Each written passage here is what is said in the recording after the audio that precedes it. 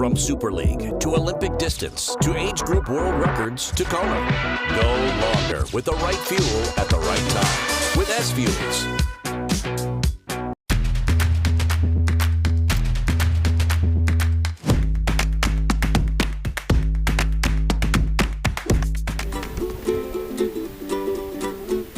There's a ukulele in my soup, excuse me waiter.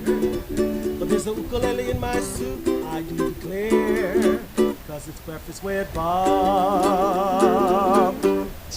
And Poncho Man, everybody. Welcome to our 11th year Breakfast with Bob from beautiful Huggles on the Rocks. My name is Bob Babb. We're brought to you by Master Spas, SFuels Go Longer, HOKA Let's Fly, Form Smart Swim Goggles, Quintanaroo Zoot, the original triathlon brand, and of course our Challenged Athletes Foundation. Our next guest coming off a 5th at the Ironman World Championship in St. George. Give it up for Ruth Astle. Look at that. Standing ovation. I love it. How you doing, Ruth? I'm good. I've just paid them all a lot of money. Good girl. Paying people a lot of money is always work. So, St. George, 59 swim, 450 bike, 306 marathon, 9 hours. Take me through that race, because that's a big breakthrough race at a world championship. Yeah, St. George was pretty good. I kind of, I knew I was in good shape, but also as my first pro world champs, I was like, I don't really know how I stack up against everyone else. So it was a bit of a venturing into unknown territory. I obviously had kind of hopes and expectations of what I might be able to do, but also being on a different course, because I think with Kona's a race that I've done a few times as an age grouper, but it's a bit easier to think about what I think I might be able to do, whereas St. George was kind of totally unknown, completely unknown. I was hoping for a bit of a better swim. I had a not very good swim, even for me. Like, the swim is not my strength, but that was kind of still not a great swim. But I knew that on that kind of bike course, I could hopefully make up a bit of time. Yes. So I worked quite hard on the bike. And then run-wise, to be honest, like, a lot of it was a bit of a sufferfest. Like, that run course was so hard. Brutal. Either so straight hard. up or straight down. Yeah. So the run was kind of survival, but I was also fairly confident that if I could just kind of keep running at a half decent pace, it would kind of be all right. Was it one of those runs where there weren't a lot of position changes, or was it one where people were dying and people going by? So from where I was, there wasn't that much change. I overtook 2 people very early on. Okay.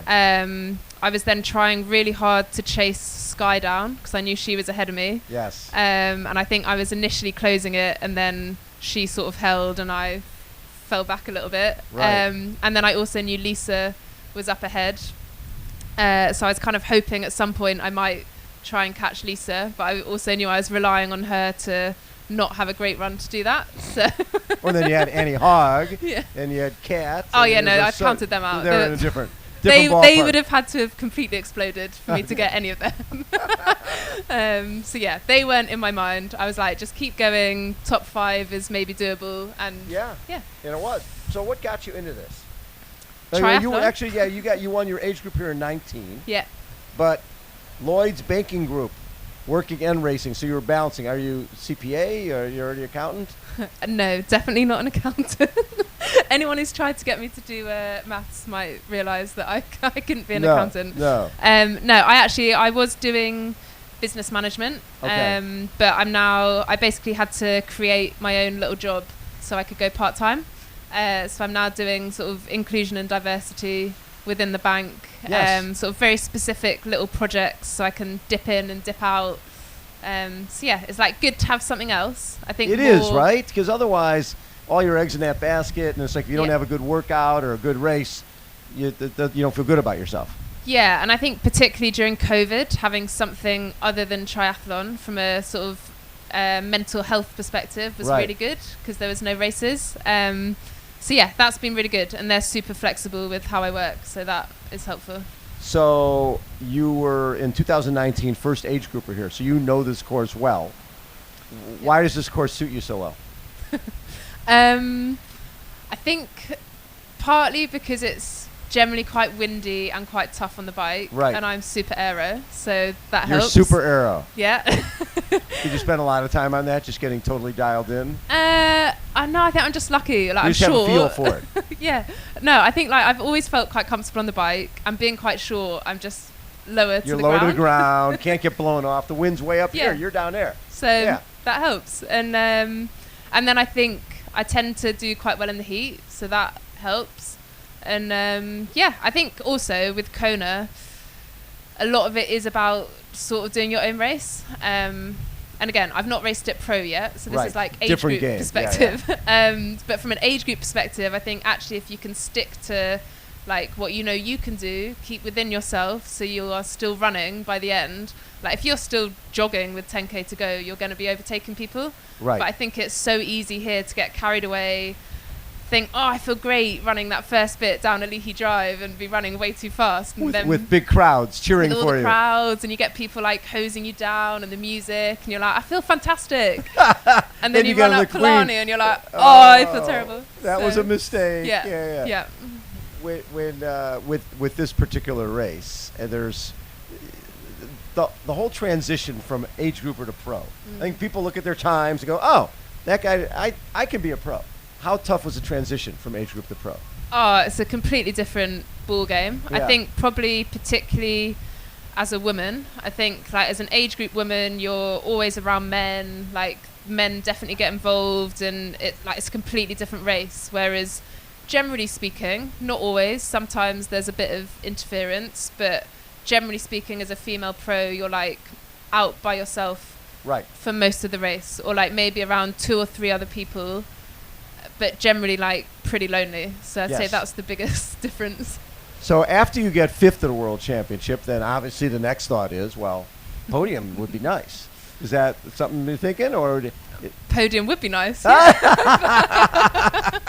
But like obviously, you know, there's a couple of people here that weren't in Kona and weren't in St. George. Yes. I think again, Kona is a different race. I think there are some people that this is kind of more of their specialist race. Right. There's obviously a lot of pros that have done Kona a lot and are quite experienced. But then on the other hand, there's also a lot of pros that are complete rookies. Total. So it's going to be super exciting race to kind of see how it all plays out. But yeah, I mean, I think if I can do the kind of race I'm capable of, I don't see why a podium is not within my reach, depending on how other people do. Right. There you go. But it's, like mainly I just want to have a good race. I want to be able to enjoy it because it's pretty bloody cool to be here and be back with everyone. And see where that gets me. What do you think of the 2 days of racing? Women going off on Thursday and the men on Saturday. If I was a female age grouper still, it would be great because, as I said, the men wouldn't get involved. Yes. As a female pro, I'm not the biggest fan because I think we'll just not really get much coverage because back in Europe, it's a Thursday night. People have got to stay up for. Most people are working on Friday. It's not. Interesting. That's a good most point. people are not going to want to have 2 super late nights Right. supporting. I think from being out here on the island, it's a bit manic. There's so many people. It's a little bit much, to be honest. Traffic's a little crazy out there already. Yeah. So I feel for the island as a whole, I'm not sure how sustainable it is for them to have this many people at once. But like, I see where Ironman are coming from and what they're trying to do. Right. And I think the sentiment is great. I'm just not sure in reality it plays out as they want.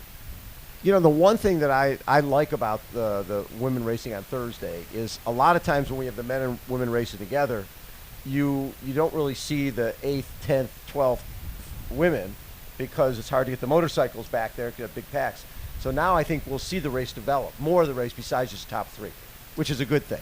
But your other points are spot on. I wasn't even thinking about someone watching back home in Europe. It's middle of the night on a Thursday night.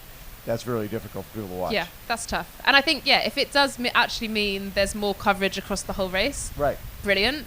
But we've not really seen that yet at any races that are just female only or male only. Okay, we'll see what happens. I love it. Ruth, it is always a pleasure to catch up with you. Have yourself a great race and hopefully podium. We like podium.